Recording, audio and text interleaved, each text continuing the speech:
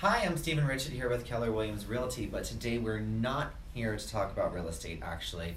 One of my great passions is to help the community, and I have found Miss Thomi Clinton, who is a CEO and activist of TransCC.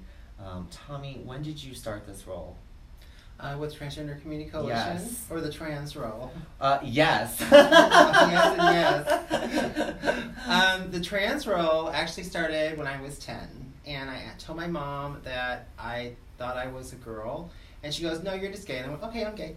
And I tried to be gay, and it didn't work. And so later on, I began transitioning. And I moved out to the Valley, and that's where I started going full throttle. So let me ask you this, Thomi, because I think it's a question that we just don't know. What does it mean to be transgendered? What does it mean? What does it mean to you? When did you know? When did you know personally that you weren't who you're supposed to be? Well, in hindsight, You know. I look now and I realize I always played with the girls. I always liked to play with the dolls. I always liked doing those things. Mm-hmm. And I was into art and a lot of other things. And so my mother thought that I was just going to be artsy Mm-hmm. and thought that's what it was going to be. But I was always attracted to heterosexual men. Okay. And I didn't understand that dynamic, Mhm. and I was like, why can't I have a relationship? Because there were always men that were after me that were heterosexual, and so I went to a therapist, and the therapist said, "Well, girl, it's probably because you identify as a female," Mhm. and then that kind of clicked. And back then, there really wasn't a lot of words Mhm. that described being transgender, and mostly it was men in dresses and things like that. And it was a very difficult time in the 80s. I mean, we were trying to survive the AIDS epidemic, and it was hate crimes were not prosecuted. There's a lot of difficult times in the 80s when we were surviving, and so that was one of those issues there. So after that, I kind of put it off for a bit, and then I decided in 2000 to start moving forward with it. So who in your life, who were your biggest cheerleaders? Who said, "Thomi, it's time. Thomi, it's time for you to be your authentic self. What can we do to support you? How can we who's in the back there for you, cheerleading you on?" I really didn't have any. Mm. I kind of was doing my own thing. In fact, I lost friends transitioning. They didn't understand. And I even got called a gay dropout. I was like, "Where's my draft card?" I didn't know I get a gay dropout.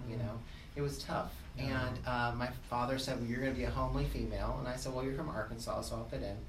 Oh. And It's snap. yeah. He was like, "That's kind of funny."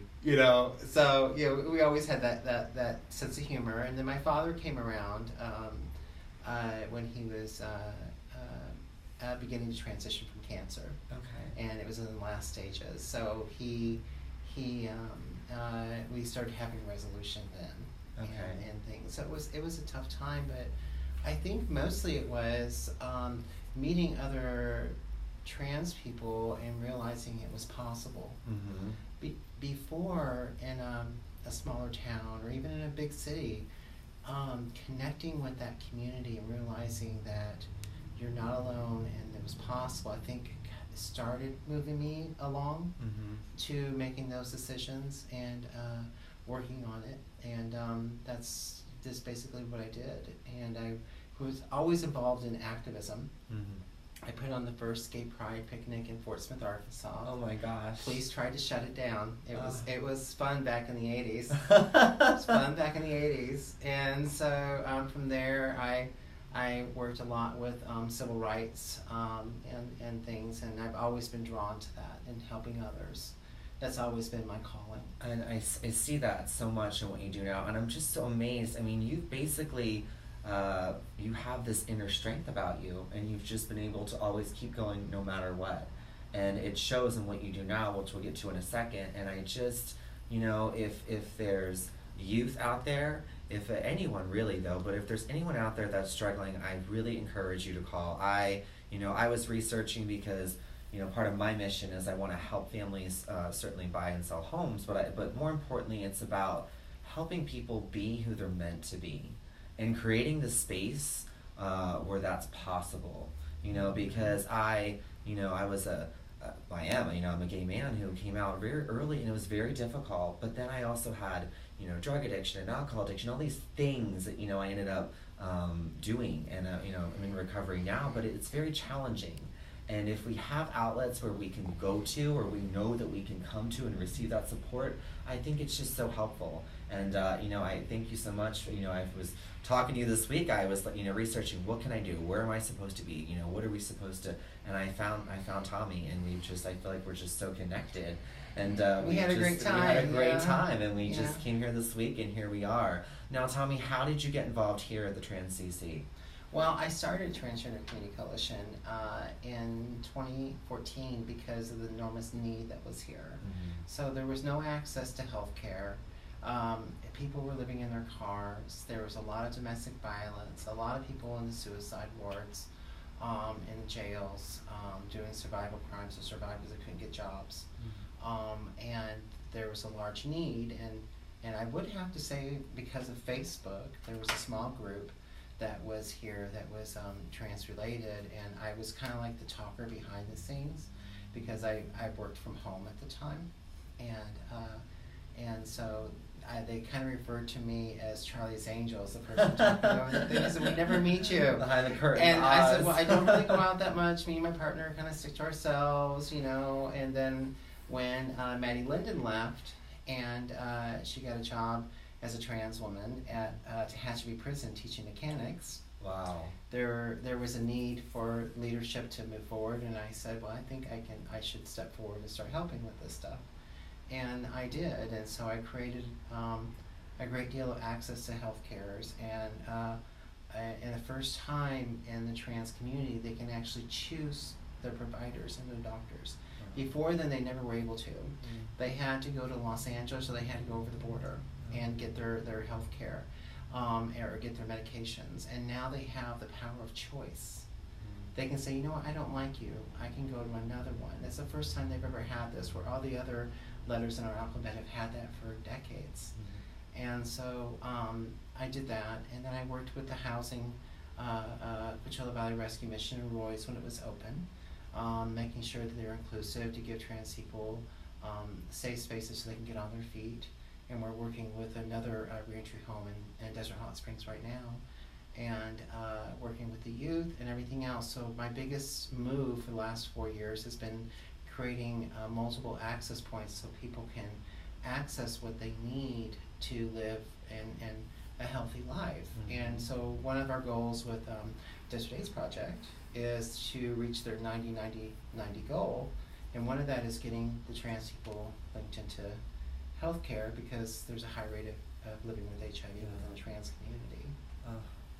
So we do all that. Bursting at the seams. I mean, you're getting ready to move. I saw the counter in that. I know. I need to lose 12,000. But you're getting ready to move offices, right? We are, and actually, that's our second count. Oh my goodness! Our first count from May-December was 24,000 in and out of doors, and it's just me and Kit and a couple volunteers, and we did not expect this big of a turnout. The trans community is pretty much invisible. Our whole job is to blend in. A lot of us are. Some of us like to stand out, and it's okay too, because we have the gays and lesbians like to stand out too. So it's blending in, and we didn't realize the need. So we are working on an expansion fund right now to move into a larger space down here, which will have a 30 by 30 foot community room. And which will expand into our youth. We have a lot of youth services that we provide here with parents, and also the kids can come and go in the back and get clothing, or they can come in just be around other kids. It's the first time the kids have been able to be around kids. Speaking of clothing, because I know you mentioned it earlier this week, if you have clothes to donate, please come and drop them off. So many people have been gracious with their clothes, but I think business or work attire, interview wear, if you have it, would be really, really helpful for these young. Yes, business and work attire, business casual work attire is best. We have enough stripper stuff. We're trying to get rid of it. We're not we're ladies of the night. This is not the business casual that we envisioned, but it's mostly getting them ready for job interviews. Okay. We do a lot of that. We do resume building because we're double the unemployment rate. And so working them and finding them jobs, and I found about well over 100 jobs myself. I stay within the network, and I'm like, I think you'd be good working over here or working there. You need to apply there, and doing that, but becoming more formal though, which is more the professional level, which is where we're reaching now. Where it used to be, just pick Tommy's brain. Yeah. I'm like, well, what happened? You got to put that on paper now. No, I saw one of the families. You're helping so many, but this really. Now, tell me the story. This one here. Yes. This is a family right there. And I asked how the baby identifies, and the mommy says as identifying as a potato today. A potato. A potato. A potato. A potato. So No, I feel bet like you a they potato. French Maybe fries. I should identify as the potato. I bet you they like French fries. And it was so cute when they said that. I thought it was so adorable. And that's just one of the children. This is actually the youngest now. Before it was 10. Okay. And the 10 loves to play guitar. So if anyone has an extra guitar, bring it down, and I'll give it to the little youngster. The youngster is a little trans boy, and loves to play the guitar. And so we've been helping a lot more families, and with their access to healthcare and linkage, and giving them just a safe space that they can be themselves, or child can be themselves, and let them figure out who they are. And with the new space, I know you mentioned briefly, but it's the whole purpose of community. I mean, you're having now. You mentioned you're having meetings for recovery here. Yes. In this space, we got some chairs over here, and it's really pulling in the community together. So let me ask, what can we do to help? Well, always volunteers. Mm-hmm. That's always an important thing. Also, donations, financial donations. Having more community involved is always more valuable to us. So having each person give just a little, I think is very valuable. Of course, big donors are always welcome. Absolutely, but I mean, and not just financial, like you said. I mean, donating of your time. There's so much that needs to be done. Clothing, IT, cleaning, helping us organize the back. The clothing room is always a disaster. It's like Sorry. It's always a disaster. It's like they go through, and I'm like, fold it back, and you go back, and it's like they did not fold this back. But so we have to be patient with some of them to do that. But there's a wide variety of things. Like we have the Raina Chessman Fund, and I know so the Raina Chessman Fund, and we also have Transgender Remembrance Day. Yes, so in November. Yeah. So you can tell the viewers what is Raina Chessman? Who is Raina Chessman? So we started a life emergency fund because we found that trans people have one of the highest rates of being disowned by their families and living in their cars. And a lot of times they're forced into sex work. They don't want to be in sex work, but they're forced into it because they have to have money. Mm-hmm. Like food stamps doesn't buy toilet paper or buy a room or anything like that. So we created this fund, and this fund helps them in life emergencies, like if their car gets damaged or they're in between jobs and pays their rent and things like that. And right now it's depleted, and we're looking to replenish it. And it was named after Raina Chessman, who was a Palm Springs trans resident, that was murdered and dismembered in Whitewater in 1999. Her murder was never solved. And so I was reached out by Desert Sun to Unsolved Mysteries, and they recently found her head up towards Idlewild. And so they wanted to reopen the case, and they asked me if I knew anybody, and I said, I don't. And it really bothered me that I didn't know the story. And so I said, well, I'm not very comfortable with a perpetrator getting away with it. So we did find out that her remains were thrown at the pier over in California Pier 54, I think, or 55. And so what we did is we named it the Raina Chessman Fund so that her memory would do some good, legacy, and she'd have a legacy, yeah. And also if the perpetrator is still out there, that they know she's not forgotten.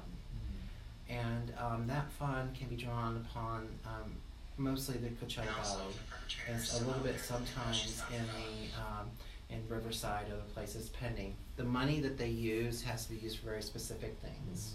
Like it can be for school books, it can be for rent or utility, it can be for fixing a car if they're going to school or if they're living in their car, so they have air conditioning, very particular things. It's not meant for getting your boobs done or things like that. It's for a life emergency. And so we do have we are starting something with the restaurants, 849 restaurant. I saw there's lots of restaurants. Yeah, so we've got lots of sponsors this week. Yeah, so we are with 849 restaurant. We are Willie was our first. I says, Willie, will you break the ice for me? And he goes, sure, darling.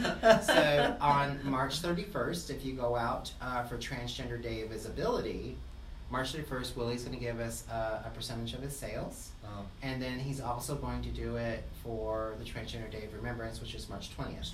That money goes into the Rain Chessman Fund. So it's out for equality. So you go out and you support equality for all people.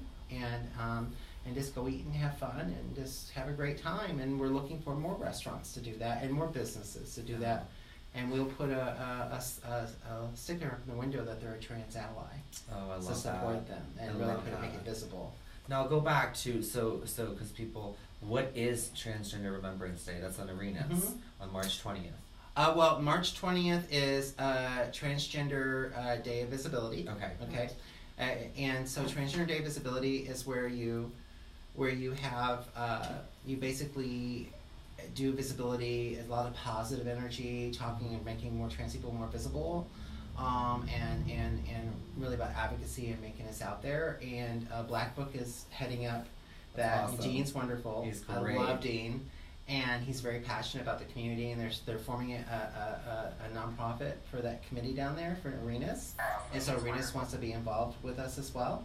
And then so is 849 Restaurant. Oh. And then Transgender Day of Remembrance is where we bring attention in November 20th to the violence against the trans community, which was the highest rate of murder in the nation. So we read off the names of the murder victims every year, and it is going up because of our current administration's strife that's going on.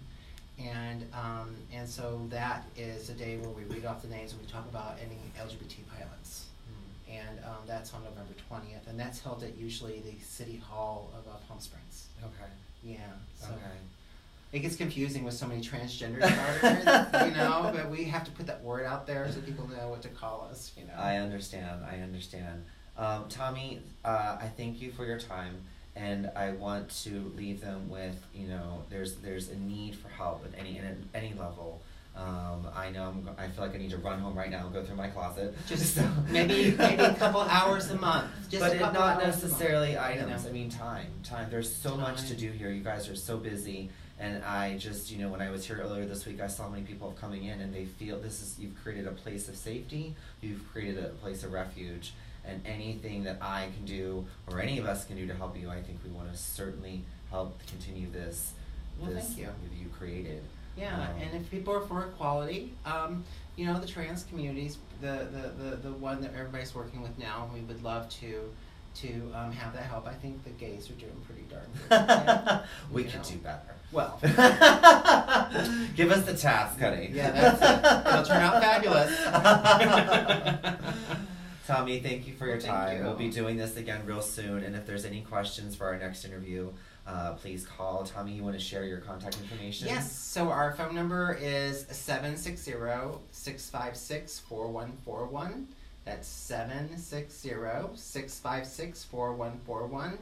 And our email is thomi@trans.org or www.transcc.org. Okay, all right.